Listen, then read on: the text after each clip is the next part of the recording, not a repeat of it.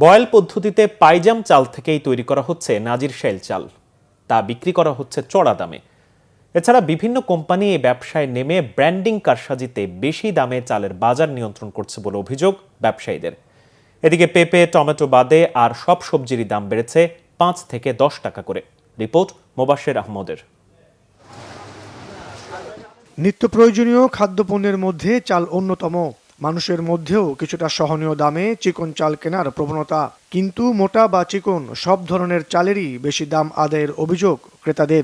আসছিলাম মিনিকেট কিনতেই, মঞ্জু সাগর দেখতেছি দাম আমাদের অনেক বেশি মনে হচ্ছে। আমাদের সাধারণ মানুষ যারা, এটা আসলে আমাদের জন্য সবার জন্য এটা কষ্টদায়ক।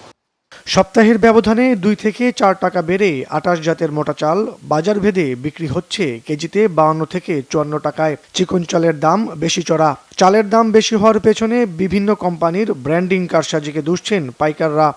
আমরা ছোটো থাকতেই দেখছি আপনার দামটা নাজিরশাইল বেচতাম, চালটা চিকন, এটা হাফ বয়েল করে নাজিরশাইল নাম দিছে। আমি না, আমার তো বড় বড় উস্তাদরা বড় বড় নাম দিছে, কিন্তু নাজিরশাইল এটা হাফ বয়েল হইতো। এটা বাচ্চা যারা মুলাম খায় তারা খাইতো, একবেলা পাক করে একবেলায় খাইতো।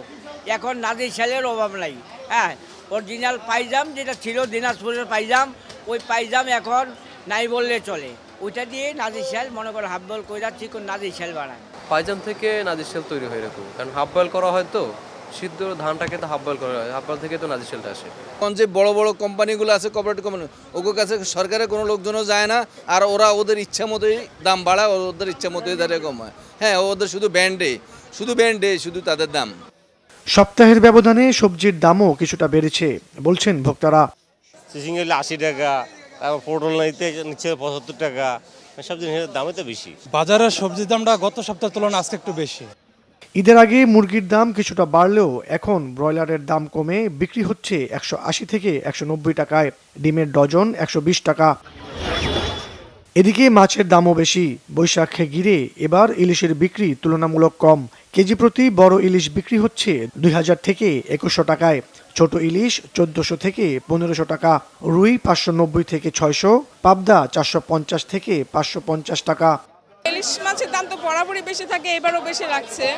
কখনোই তো 500 টাকার মধ্যে কিনতে পারি না, ছোটগুলো হলেও কিনতে পারি না। এখন একটু বড় নিয়েছি, তারপরে মোটামুটি ভালোই দাম নিয়েছে। আগে 1500 টাকায় পাওয়া যাইতো আর কি, এখন 2000 টাকা চাচ্ছে। যে বৈশাখ আসছে ওরকম কোনো বেচা কিনি নাই, কিন্তু আমরা 2-3 বছর আগে এই বৈশাখ আসলে ইলিশ মাছ বেচতে মনে করেন আমাকে ঘাম ছুটিয়ে দিত।